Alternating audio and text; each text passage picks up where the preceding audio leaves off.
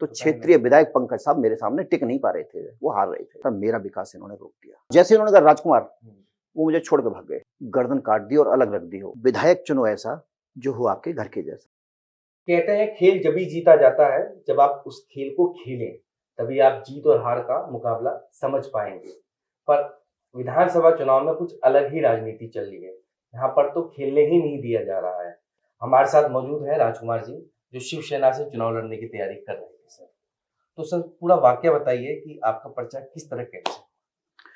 मोहित जी, सबसे पहले मैं आपका शुक्रिया अदा करूंगा इस बात के लिए, क्योंकि आपने बड़ा कीमती समय मेरे को दिया और मेरी पीड़ा, मेरे शहर की पीड़ा, मेरे समाज की पीड़ा, नोएडा की पीड़ा को आपने अपने दिल से महसूस किया है। मैं शुरू करता हूं यहां से कि मेरा एक नारा था, विधायक चुनो ऐसा जो हो आपके घर के जैसा। और क्योंकि मैं इस शहर में 42 साल से रह रहा हूं, 42 साल से समाज सेवा कर रहा हूं, पत्रकार भी हूं, तो मुझे यहाँ के नस नस, गली गली, मोहल्ले मोहल्ले के बारे में एक अच्छा ज्ञान है। इसको लेकर के मैं आगे बढ़ा कि भाई विधानसभा चुनाव लड़ा जाए, क्योंकि यहाँ के जो क्षेत्रीय एमएलए जो हैं इस समय, वो यहाँ के नहीं है।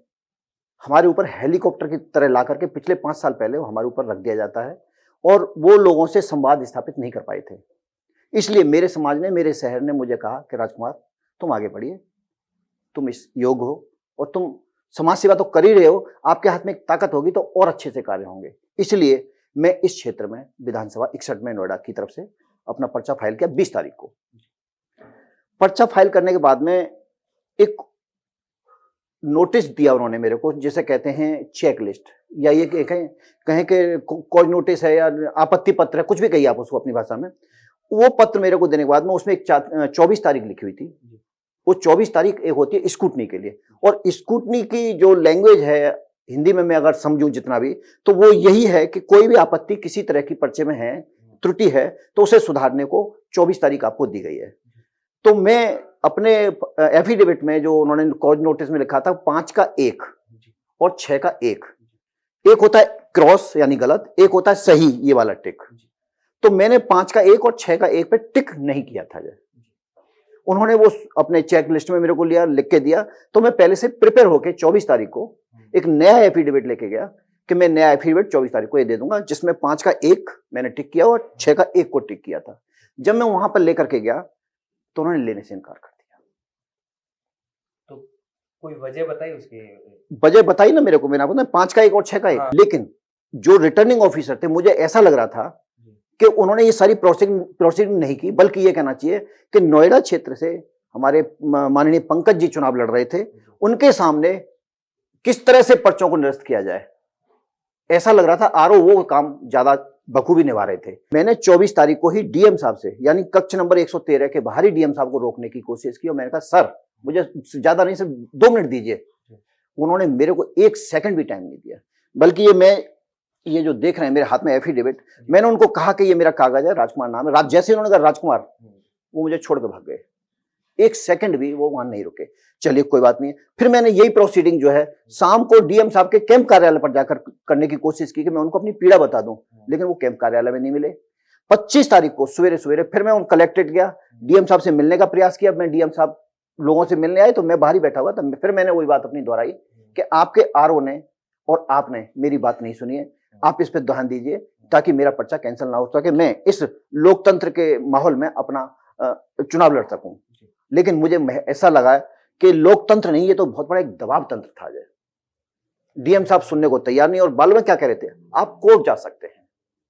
ये बातें, डीएम हमारे जनपद का सबसे बड़ा अधिकारी होता है, उसके बाद में राज्य का एक सीएम होता है, उससे भी ऊपर कोई होता है तो पीएम होता है, वो पूरे देश को देखता है। लेकिन डीएम का ये शब्द कहना कि मैं नहीं देख सकता, जो आरओ ने कर दिया वो ठीक है और आप कोर्ट जा सकते हैं, तो इसका मतलब अपना पल्ला झाड़ रहे हैं। पल्ला नहीं, सीधे सीधे उन्होंने पंकज के खिलाफ, क्योंकि आपको यहां मैं ये भी बताऊंगा, मेरा समाज यानी मैं जिस समाज से, बेस्ट समाज से आता हूं, नोएडा के अंदर 1,70,000 वोट हैं मेरे समाज के, और हम कहते हैं 60% काउंटिंग होती है, वोटिंग होती है। अब आप समझ लीजिए 60% भी वोट 1,70,000 में से पड़ते हैं। मैं तो कहता हूं उसमें से 50% वोट भी अगर मेरे समाज का मुझे देता है तो क्षेत्रीय विधायक पंकज साहब मेरे सामने टिक नहीं पा रहे थे, वो हार रहे थे। मैं तो एक फ्रेशर था, नया था, पहली बार चुनाव में जा रहा था, जनता के बीच में जा रहा था अपनी बात को रखने के लिए, उनकी बात को सुनने के लिए। लेकिन हमारे डिवाई से गुड्डू पंडित जी उन्होंने पर्चा भरा, उनका पर्चा भी निरस्त कर दिया, जबकि वो बहुत अनुभवी हैं, 2 बार विधायक रह चुके हैं, 1 बार हार चुके हैं, चौथी बार वो तैयारी कर रहे थे शिवसेना से, उनका पर्चा भी इरादे के साथ कैंसिल किया गया है। इसे कहते क्यों? ये उसका कारण भी मैं आपको बताता हूं। क्योंकि डिवाई से माननीय कल्याण सिंह जी के भांजे चुनाव लड़ रहे थे, वो हारना नहीं चाहिए, वो आदमी, यहां पंकज नहीं हारना चाहिए। यानी बीजेपी ने तो कसम खाई हुई थी इस तरह की कि आम आदमी आम चुनाव में चुनाव न लड़े, सिर्फ हम और हम, इसके अलावा उनके दिमाग में कुछ नहीं है। पूरे उत्तर प्रदेश में जो चुनाव की राजनीति चल रही है, ये पूरे भारत में ही लेके चल रहे हैं। भाजपा सरकार के अंदर सारी सरकारें हैं, मतलब सारी नीतियां, चुनाव आयोग भी उनके अंदर फिर काम कर रही है आपके हिसाब से, जिस तरह आप बता रहे हैं। तो फिर बचा कौन सा? कौन फिर निष्पक्ष कार्य करेगा इस देश में? बहुत बड़ी विडंबना है इस देश की है कि हमारे देश के प्रधानमंत्री कहते हैं सबका विकास।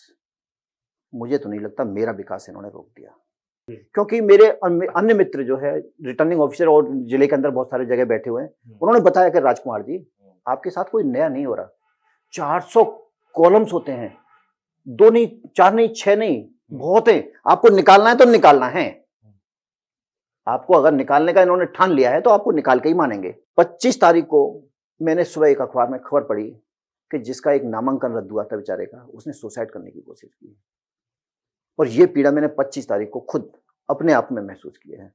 ऐसा लग रहा था कि किसी ने मेरी गर्दन काट दी और अलग रख दी हो।